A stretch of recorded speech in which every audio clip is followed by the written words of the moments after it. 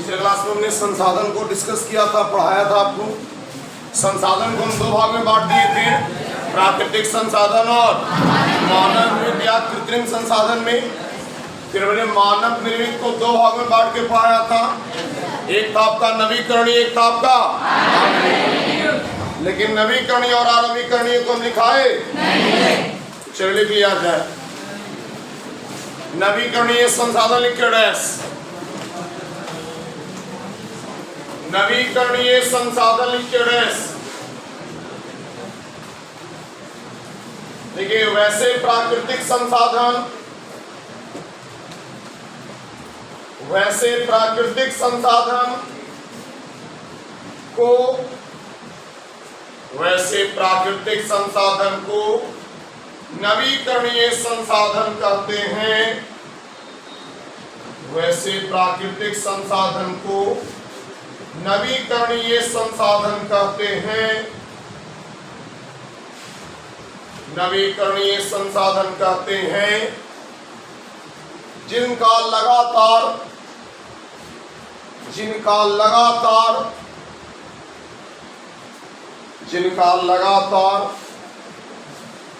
दोहन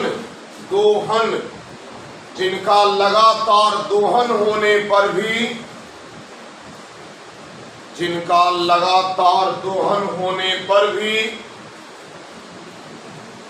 जिनका लगातार दोहन होने पर भी वे समाप्त नहीं होते हैं,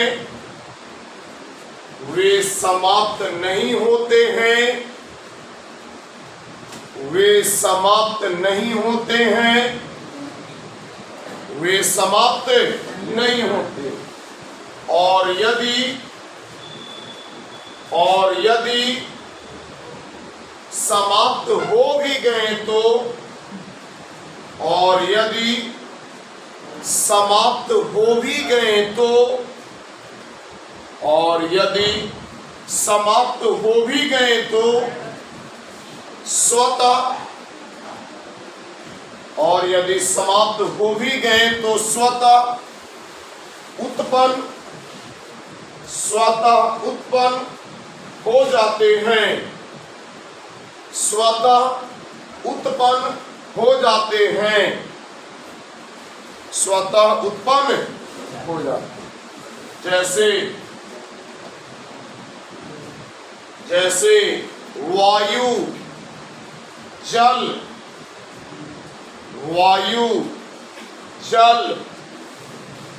मृदा,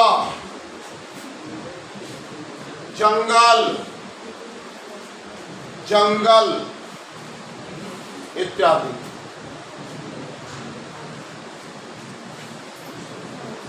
चलिए अनवीकरणीय संसाधन लिख के डैश, अनवीकरणीय संसाधन लिख के डैश, अनवीकरणीय संसाधन लिख के डैश। देखिए वैसे प्राकृतिक संसाधन, वैसे प्राकृतिक संसाधन, वैसे प्राकृतिक संसाधन अनवीकरणीय संसाधन कहलाते हैं। अनवीकरणीय संसाधन कहलाते हैं जिसका लगातार दोहन होने पर, जिसका लगातार दोहन होने पर, जिसका लगातार दोहन होने पर, जिसका लगातार दोहन होने पर वे समाप्त हो जाएंगे। लगातार दोहन होने पर वे समाप्त हो जाएंगे, समाप्त हो जाएंगे और पुनः उनकी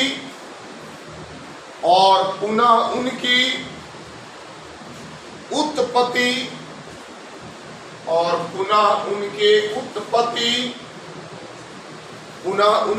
उत्पत्ति का कोई निश्चित समय नहीं होगा, कोई निश्चित समय नहीं होगा। उनके उत्पत्ति का कोई निश्चित समय नहीं होगा।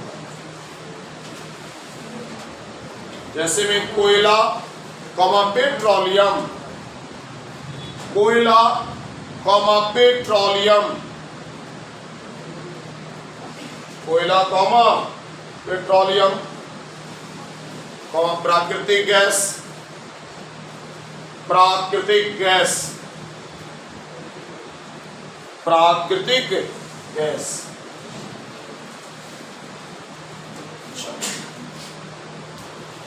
ये जो कोयला और पेट्रोलियम है बाबू, कोयला तो कम, लेकिन जिन देशों में पेट्रोलियम निकल गया वो देश अमीर बन गए।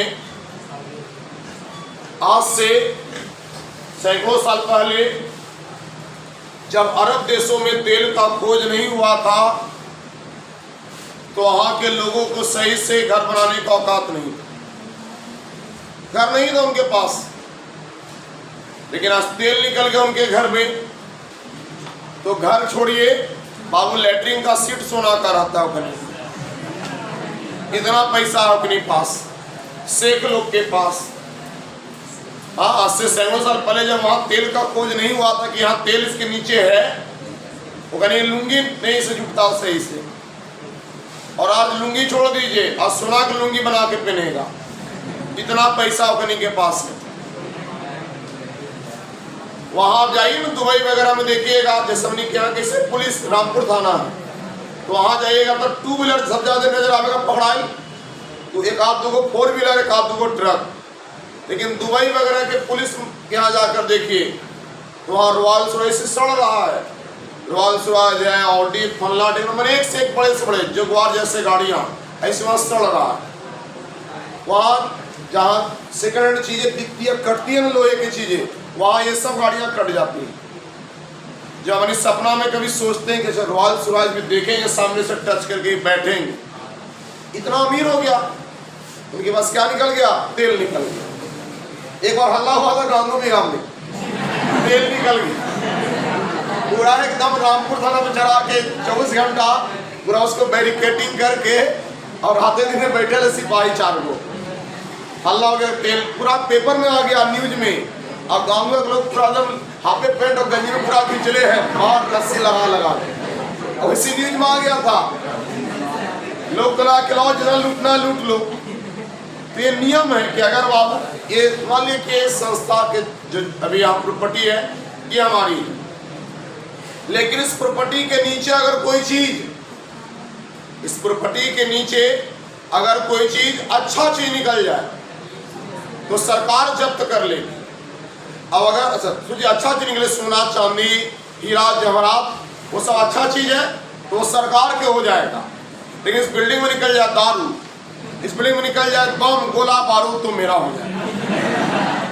ये गलत है कि नहीं है? जब इस बिल्डिंग में अगर इस जमीन के नीचे कुछ निकलेगा गोला बम बारूद, तो सरकार पुलिस हमको पकड़ के ले जाएगी। तो भाई सोना चांदी निकले तो हमने होना चाहिए जी, लेकिन नियम नहीं है बउआ, सरकार का नियम फिक्स है कि अगर सोना चांदी कुछ भी निकलेगा जमीन का सामान जमीन के नीचे से, तो सरकारी संपत्ति, वो आपकी संपत्ति नहीं है।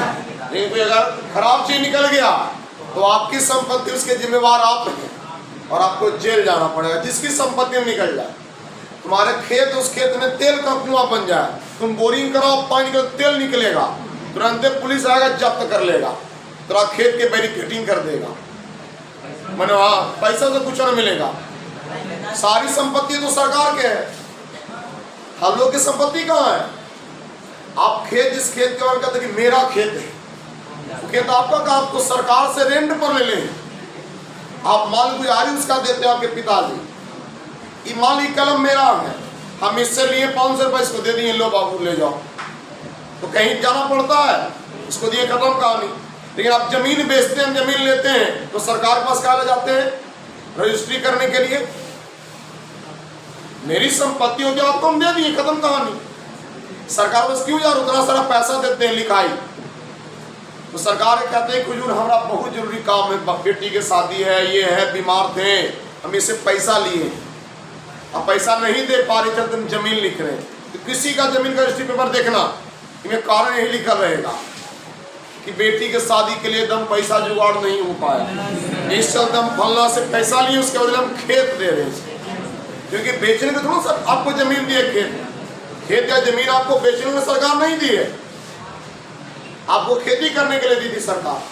और सब लोग मालगुजारी रसीद कटवाते हैं, तो रसीद क्यों कटवाते? जब आपका है तो आप गाड़ी ये कलम मेरा है, तो हम क्या इसको टैक्स सरकार को दिए, तब लिए उससे, इसमें भी टैक्स दिए। चलिए अब आगे बढ़ा जाए। ये तो हमारी बेसिक चीजें थी, क्योंकि हमारे लेसन के नाम में लगा हुआ था संसाधन, तो हमने समझा दिया कि प्राकृतिक संसाधन क्या क्या है। अब कहता उसका प्रबंधन। ये प्रबंधन क्या है? कहने का तात्पर्य है कि हमारे पास जो भी है बाबू, हवा है, पानी है, मृदा है, जंगल है, पेट्रोलियम है, कोयला है, प्राकृतिक गैस, जो भी संसाधन हमारे पास है, चाहे कोई कृत्रिम संसाधन क्यों न हो, हमें सभी संसाधनों का उचित उपयोग करना चाहिए, कभी किसी का दुरुपयोग नहीं करना चाहिए। अगर हम किसी भी चीज का दुरुपयोग करते हैं तो वह हमारे पर्यावरण के नुकसान देह हो जाता है, हमारे पर्यावरण के लिए खतरनाक हो जाता है। जब हमारा टॉपिक शुरू होता है लेसन, तो सबसे पहले आता है क्योटो प्रोटोकॉल की चर्चा। किसकी चर्चा? Kyoto protocol. क्या नाम है? लग रहा है कि खूब मर्यादा धर ले आप लोग। क्या नाम है? अच्छा, वक्त आया बात, तो नाम है बाबू क्योटो प्रोटोकॉल। सबसे पहला जो हमारा टॉपिक है वो यही है केमिस्ट्री का आपका इस लेसन में कि क्योटो प्रोटोकॉल। समझते हैं क्या है क्योटो प्रोटोकॉल, किस चीज के बारे में पढ़ना है, क्या चीज इसमें है, इसी की हम लोग चर्चा करेंगे। देखिए ये जो पर्यावरण है बाबू हमारा, इसमें लगातार हम लोग, ये जो हमारी पृथ्वी है इसमें लगातार कई तरह की चीजें हो रही है, लगातार प्रदूषण फैला रहे हैं हम लोग, हर तरह की घटनाएं घट रही इस पृथ्वी पर। कोई बम बारूद फोड़ रहा है, कोई परमाणु मिसाइल चेक कर रहा है, तरह तरह की घटनाओं से पूरा पर्यावरण दूषित हो गया।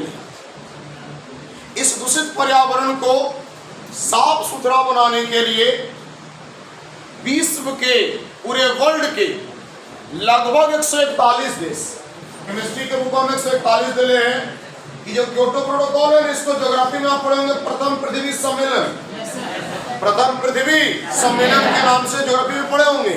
वहां 161 दिले होगा, वहां 161 दिले है किताब में, लेकिन केमिस्ट्री वाला यहाँ किताब देखिएगा उसमें 141 से दिले हैं। ठीक, तो कहता हुआ कि 1997 की बात है। कब की बात है? 1997 ईस्वी में जापान एक देश है बाबू, आप सबने नाम सुना है? yes, पक्का? yes, तो जापान की राजधानी कहाँ है? टोक्यो। कहाँ है? टोक्यो। तो कहता है कि जापान के राजधानी है टोक्यो। कहाँ राजधानी है? टोक्यो। उस जापान शहर में, जापान देश में क्योटो नाम का एक शहर है। क्योटो नाम का क्या है? एक जो क्योटो आपको दिख रहा है ये शहर का नाम है। क्योटो क्या है? शहर का नाम है। विश्व के 141 देशों ने जापान के क्योटो शहर में 1997 ईस्वी में, 1997 ईस्वी में भूमंडलीय ताप वृद्धि, जो वायुमंडल है यहाँ पर लगातार ग्लोबल वार्मिंग हो रहा है, लगातार हमारी पृथ्वी का टेम्परेचर बढ़ता जा रहा है। आप खुद देख लीजिए अभी की स्थिति, मौसम के हिसाब से चल रहा है आपका हिंदू अगर कैलेंडर के अनुसार तो सावन का महीना, और सावन का महीना मैंने बरसात का महीना, जिससे हमारे यहाँ बुआई होती है, धान का बुआई, और धान की बुआई बरसात के सीजन में। लेकिन आपको ही पता कितनी बरसात हो रही है, बरसात का नामो निशान दूर दूर तक नहीं, अपने यहाँ भी है। ठीक, और टेम्परेचर भी आप खुद समझ रहे हो कितनी गर्मी यहाँ पर बना हुआ है। लगातार हर साल गर्मी पड़ रही। इस बार आप लोगों ने देखा आज तक कभी कोचिंग में गर्मी का छुट्टी नहीं हुआ। हमरे याद से हम नहीं पढ़े तो तब भी नहीं, जब हम पढ़ा रहे तब भी नहीं। लेकिन इस बार सरकार कोचिंग में गर्मी की छुट्टी करवा ही के दम लिया। ऐसा क्यों? ऐसा इसलिए क्योंकि शहर का टेम्परेचर क्या था, हर साल की तुलना में इस साल ज़्यादा। इतनी अधिक गर्मी थी कि अगर एक साथ ढेर सारे बच्चे बैठ जाएंगे तो वहाँ पर बच्चों के परेशानी होने लगेगा। और कई बच्चे फिट मार देगा, बेहोशी आ जाएगा, लू मार देगा, तरह तरह की घटनाएं हो सकती।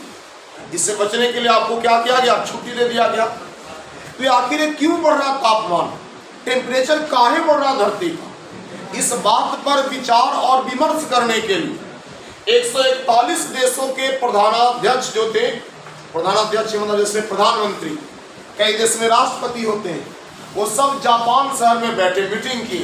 141 देश के लोग 1997 ईस्वी में, और ये निर्धारित किया गया कि हम लोग जितने भी प्रकार के ऐसे गैस हैं जो गैस निकल रहा वायुमंडल में और निकल के हमारे पृथ्वी को क्या कर रहा है? गर्म कर दे रहा है।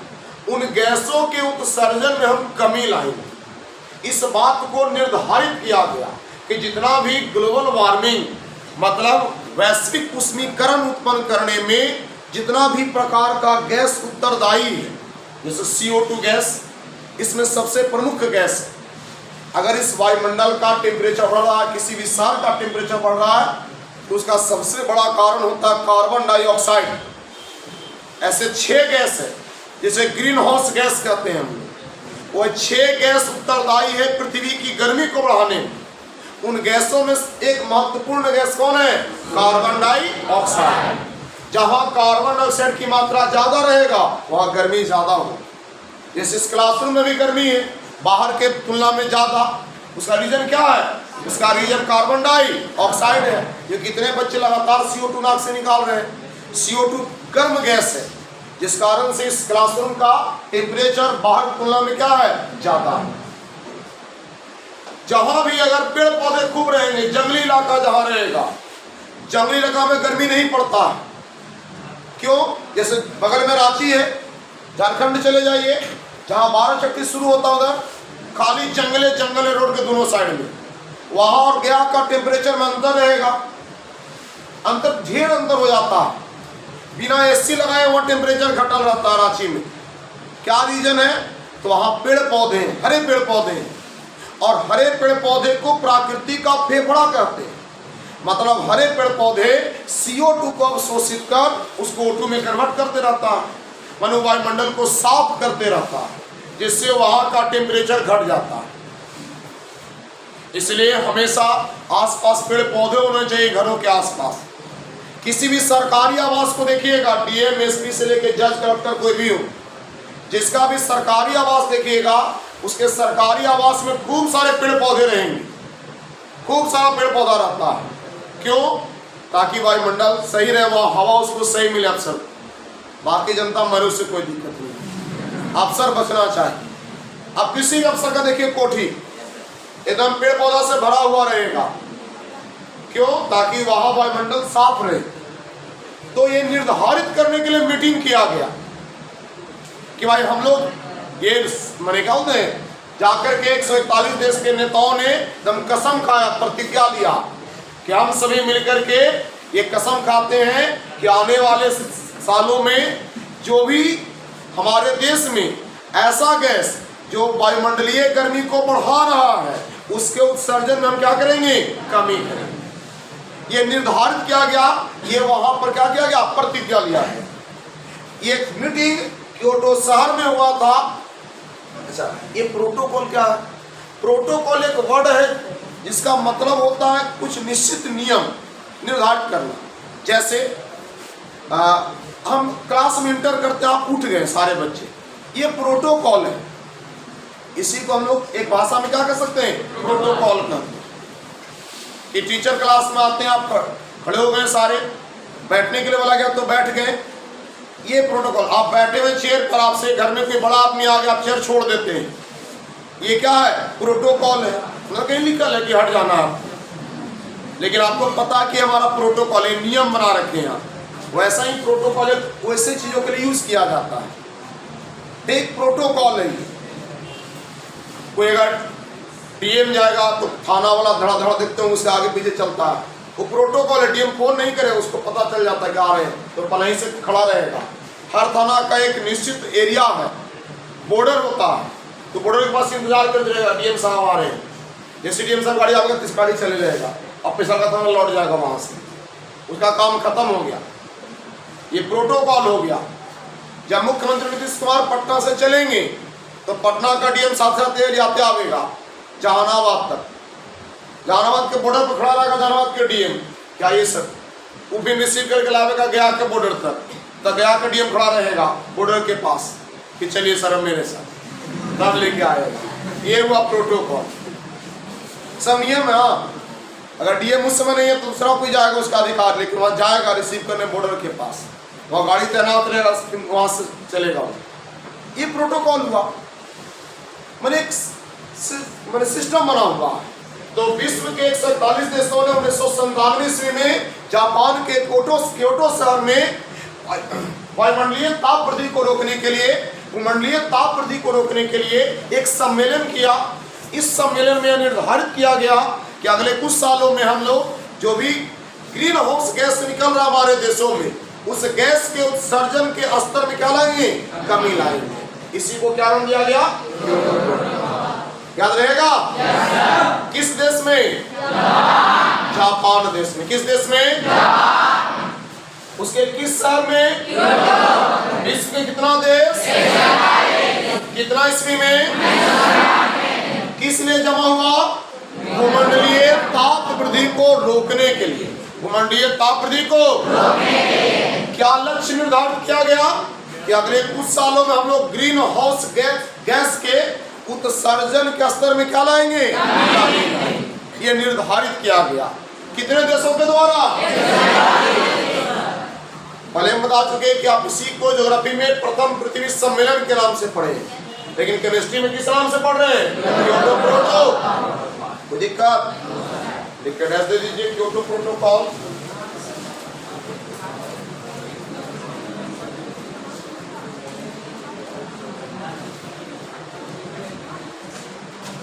लिखिए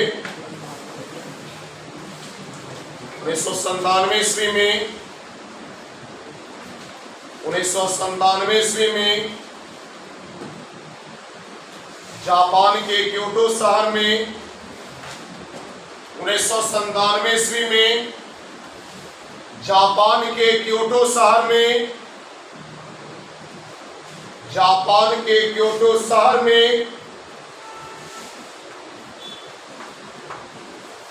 भूमंडलीय ताप वृद्धि को रोकने के लिए जापान के क्योटो शहर में भूमंडलीय ताप वृद्धि को रोकने के लिए भूमंडलीय ताप वृद्धि को रोकने के लिए एक अंतरराष्ट्रीय सम्मेलन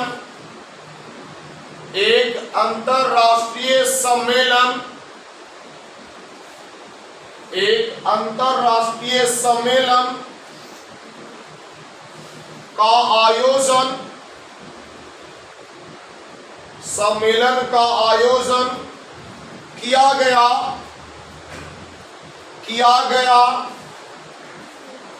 जिसमें विश्व के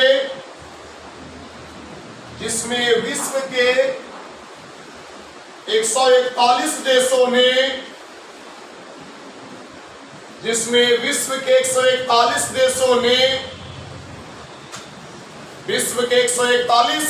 देशों ने भाग लिया।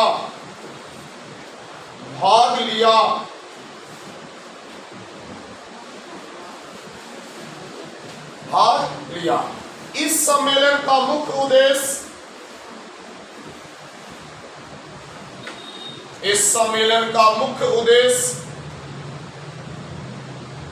उद्देश्य ग्रीन हाउस गैसों के ग्रीन हाउस गैसों के उत्सर्जन, ग्रीन हाउस गैसों के उत्सर्जन, ग्रीन हाउस गैसों के उत्सर्जन के स्तर में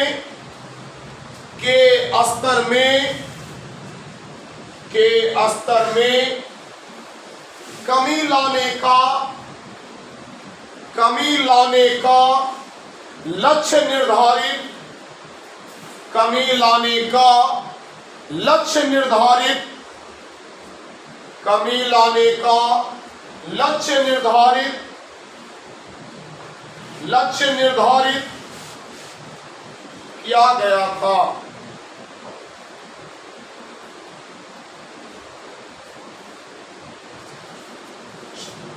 हो गया? अब आगे बढ़ा जाए, इसी में आगे बढ़ते हैं।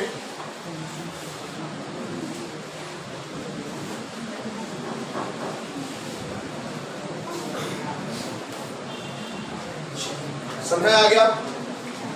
अच्छा, ये जो ग्लोबल वार्मिंग होता है, हमने कहा कि इस ग्लोबल वार्मिंग में ये जो गर्मी इतना ज्यादा बढ़ता है हमारे वायुमंडल में, इसका मुख्य कारण CO2 गैस। ऐसे तो 6 गैस है, लेकिन सबसे ऊपर कौन है? CO2 सबसे ज्यादा निकल किससे रहा है? गाड़ियों से। क्योंकि आज अपने देश में इतनी गाड़ियां हैं, मत पूछिए, हर आदमी के पास एक गाड़ी है। और गाड़ियों के धुओं में बहुत कम ही लोग होते हैं जो सही से प्रदूषण जांच करा के रखते हैं, प्रदूषण को मैनेज करके रखते हैं। नहीं तो आप हमारे ग्रामीण क्षेत्रों में चले जाइए, वहां गाड़ी के सिलेंसर से एकदम करिया धुआं निकलता है, एकदम मोबिल फेंकले रहता है सिलेंसर के चारों तरफ। देखो, कोई पुलिस से डर नहीं है उसको, वो आराम से जा रहा है। लेकिन बड़े बड़े शहरों में, दिल्ली जैसे महानगरों में, अगर आपका गाड़ी धुआं दे रहा ना तो गाड़ी भूल जाइए, जब्त करके लेके चल जाएगा अंदर। वो देवे नहीं करेगा, फिर छूटवे नहीं करेगा अपना गाड़ी, क्योंकि दिल्ली एकदम डेंजर जोन है प्रदूषण का। एक ऐसा स्टेट है दिल्ली, हमने क्या गर्मी और ठंडा की छुट्टी होता कोचिंग में, स्कूल में, दिल्ली में प्रदूषण का छुट्टी होता है कि बड़ी प्रदूषण बढ़ गया इस सप्ताह छुट्टी। क्योंकि इतने बच्चे ऐसे बैठ जाएंगे एक साथ ना, तो वहां सांस लेने में दिक्कत हो जाता है, इतना बढ़ जाता है प्रदूषण का लेवल।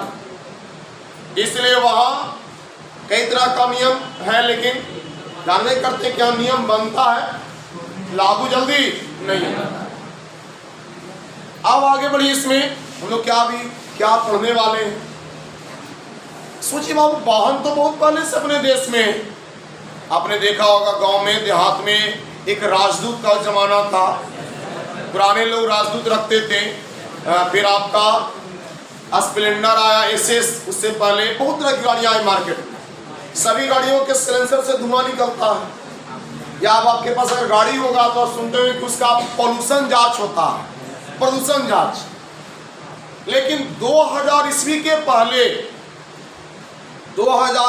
पहले अपने देश में वाहनों के निकलने वाले धुओं में उत्सर्जन संबंधी कोई नियम कानून, कोई मापदंड था ही नहीं। माने 2000 के पहले तक गाड़ी का प्रदूषण नहीं बनता था, कहीं कोई नियम ही नहीं था। नियम रहेगा तब ना लागू होगा जी। अब कोई 2000 में बिहार आया होगा बाहर से घूमने, तो खूब दारू पी के झूमा होगा। अब 2025 में आएगा, दारू पी के झूमेगा तो धर लेगा पुलिस। काहे भैया, तो नियम चेंज होइल है। उस समय नियम था कि दारू पी के खूब नाचो, आज दारू पी के नाचेगा तो पुलिस नचाएगा आपको, फिर ले जाकर। तो नियम चेंज। तो 2000 से पहले अपने पूरे भारतवर्ष में वाहनों से संबंधित, उत्सर्जन से संबंधित किसी प्रकार का कोई नियम नहीं। सबसे पहली बार पूरे विश्व में 1988 में यूरोप जो महादेश है, वहां पहली बार वाहनों से संबंधित नियम कानून बनाया गया। और हम लोग भारतीय तो कॉपी पेस्ट में आगे हैं। हम भारतीयों की तो संविधान कॉपी पेस्ट हमारा है। अपना संविधान जो है, भारतीय संविधान, उसे कहते हैं संविधानों खिचड़ी। उसका हर पार्ट दूसरे देश से लाया गया, अपने से कुछ निकल नहीं गया। अपना देश का जो कानून है पढ़िएगा भी आप, आगे टेंशन मत लीजिए। तो अगर एक एक पार्ट दूसरे देश से लावल गया। इससे पहले अपने देश में चाणक्य नीति था, विदुर नीति था, वो कहीं से चीटिंग नहीं किए थे। लेकिन अभी जिस संविधान पर हमारा कानून चलता है देश का, वह संविधान कॉपी और पेस्ट है, हर देश से निकाला गया।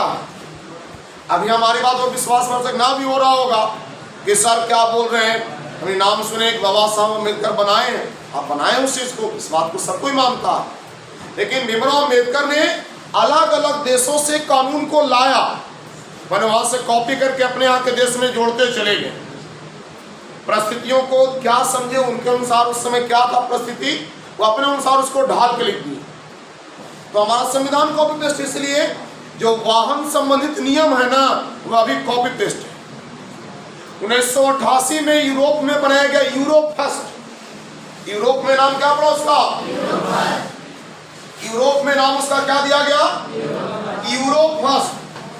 क्या नाम दिया गया जी? ये अपने भारत में ही नियम लाया गया, वहां से पैंचा मांगते। और लेकिन यहाँ हम लोग नाम चेंज करने एक्सपर्ट आदमी है, इंडियन नाम बदल देते फटाक से, नाम चेंज कर दिए भारत फर्स्ट। ये आया 2000 ईस्वी में। कब आया? वहां बना था कितना में? 88 में बना, और 92 से 95 तक यूरोप फर्स्ट चला। चलने के बाद जब वहां नियम खत्म हो गया और वहां यूरो सेकंड आ गया, जब वहां क्या आ गया? यूरो सेकंड, तब अपना देश वाला संपर्क किया कि भैया आपके यहाँ तभी खत्म, तो दे दीजिए हमको, लाइए सेकंड हैंड दे दीजिए। तो लिहाजा इंडिया में इसको क्या बना दिया? भारत फर्स्ट। तनी मनी दाएं बाएं कर दिया और बन गया अपना नियम। हम लोग इस काम में एक्सपर्ट आदमी, खासकर हम लोग बिहारी रहे, हमारे जुगाड़ में आगे हैं, तो जुगाड़ू आदमी लगा दी। यूरो सेकंड से लाए तो बना दिए भारत सेकंड।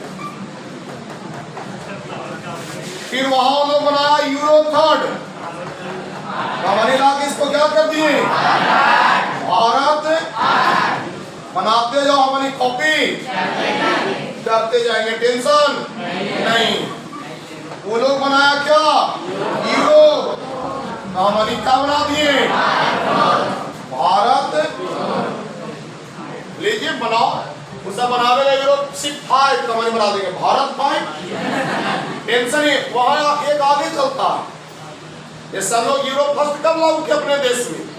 2000 में। और वहां 2000 आते आते यूरो सेकंड खत्म हो गया, यूरो थर्ड वहां लागू हो गया 2099 में यूरोप में। फिर वहां मैंने जब यूरो थर्ड खत्म हुआ ना, तो अपने देश में क्या आया? भारत फर्स्ट आया। इतना पीछे हमारा सेक्शन है। अच्छा, इसमें है क्या? 3 नियम कानून है। अच्छा, कितने लोग इसमें कभी गाड़ी ले जाकर चेक करवाए पॉल्यूशन? कोई चेक करवाए हैं? सोचिए, गाड़ी तो कितने लोग चलाते हो। पॉल्यूशन जांच देखिएगा, निकल रहेगा पेट्रोल पंप के पास लगभग रहता है वाहन प्रदूषण जांच केंद्र। आप जाइएगा, अपने गाड़ी को लगाइएगा और गाड़ी का कार्ड मांगेगा, जो आपका मैंने मालिकाना जो कार्ड है आपका, वो दे दीजिए उसको। उसमें नोट करेगा सब 6 नंबर वगैरह। एगो कैमरा रहेगा, एगो मशीन है, आपके सिलेंसर में डाल देगा। और क्या, गाड़ी चालू करके एक्सीलेटर ऐसे कीजिए, गाड़ी चालू का एक्सीलेटर कैसे कीजिएगा, और उसमें मशीन लगा हुआ कंप्यूटर से, वो आपके एक सिलेंसर से निकलने वाले धुएं में सब मेजरमेंट कर लेगा। अब मेजरमेंट करके वहाँ सब लिख देगा कि क्या क्या है आपका धुआं में, सबका डाटा बन जाएगा, निकल के मिल जाएगा। हर 6 महीने पर जांच कराना है। लेकिन हम लोग बिहारी ठहरे, यहाँ बिहार के अगर 100 गाड़ी को जांच किया जाए ना, वो भी ग्रामीण क्षेत्र में चलने वाला गाड़ियों पर, तो 100 में से 99 गाड़ी का इंश्योरेंस फेल, पॉल्यूशन फेल, सब फेल। खाली ये रहता है कि हमारी गाड़ी है, हम गारंटी दे रहे हैं। हम 100 में 99 गाड़ी का एक प्रूफ रहता है कि मेरी गाड़ी सिर्फ है ना। उसका डीएल रहेगा 100 में 99 आदमी का, ड्राइविंग लाइसेंस भी नहीं रहता है, हाँ डीएल भी नहीं रहेगा उसका। आप उसका कोई प्रदूषण ही कुछ होता है। सच बता रहे हैं, ये तो आजकल कुछ चेकिंग वगैरह चल रहा है ना, तो लोग कुछ जाने हैं नहीं कि ये भी चीज होता है, ये स्थिति। तो आपका ये कंडीशन है बाबू। ऐसे कॉपी किया गया अपने देश में। यूरो फर्स्ट से क्या बना, यूरो सेकंड से, यूरो थर्ड से, यूरो फोर्थ से, ये अपने आप पैटर्न बनता चला गया। 2000 में हमारे यहाँ है यूरो, यूरो फर्स्ट। 2000 में कौन है, यूरो। 2005 में वो यूरो सेकेंड, 2005 में, 2010 में, 2015 में यूरो 5 साल के अंतराल पर। यूरोप में 5 साल के अंतराल पर चलता है, यहाँ भी 5 साल के अंतराल पर लेके चल रहा है। तो euro first Bharat first, euro second Bharat second, euro third Bharat third, euro fourth. इसमें नियम कानून माने एक प्रकार से संविधान जैसा है भी। वाहनों के प्रदूषण संबंधित संविधान इसमें लिखा है, क्या क्या नियम कानून। कोई दिक्कत लिखे नीचे।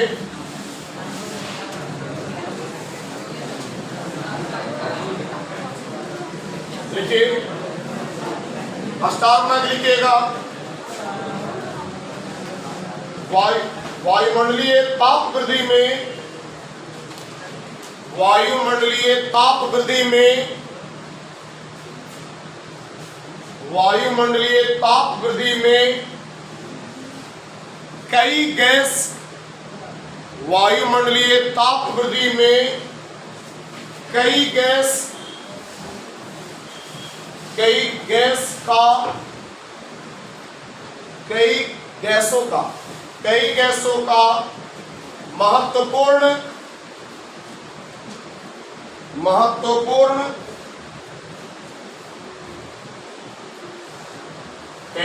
का महत्वपूर्ण भाग होता है, परंतु उनमें कार्बन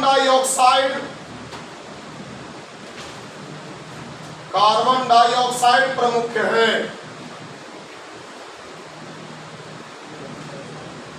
कार्बन डाइऑक्साइड या उनमें कार्बन डाइऑक्साइड प्रमुख है। अगला स्टार, हमारे देश में ग्रीन हाउस गैसों का, हमारे देश में ग्रीन हाउस गैसों का, हमारे देश में ग्रीन हाउस गैसों का सबसे अधिक उत्सर्जन,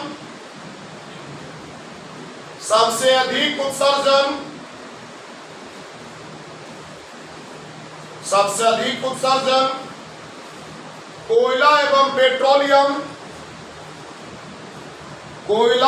पेट्रोलियम के जलने से होता है। कोयला एवं पेट्रोलियम के जलने से होता है। अच्छा, कोयला पेट्रोलियम कौन सा ईंधन, जीवाश्म ईंधन। पढ़े हैं? देखो स्टार बना के, कोयला और पेट्रोलियम को जीवाश्म ईंधन कहते हैं। कोयला और पेट्रोलियम को जीवाश्म ईंधन कहते हैं।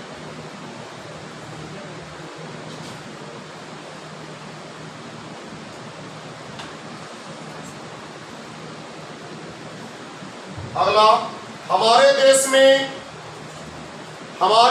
में सर्वाधिक वायु प्रदूषण, हमारे देश में सर्वाधिक वायु प्रदूषण, हमारे देश में सर्वाधिक वायु प्रदूषण वाहनों से निकलने वाले, सर्वाधिक वायु प्रदूषण वाहनों से निकलने वाले धुओं से होता है। सर्वाधिक प्रदूषण वाहनों से निकलने वाले धुओं से होता है, धुओं से होता है।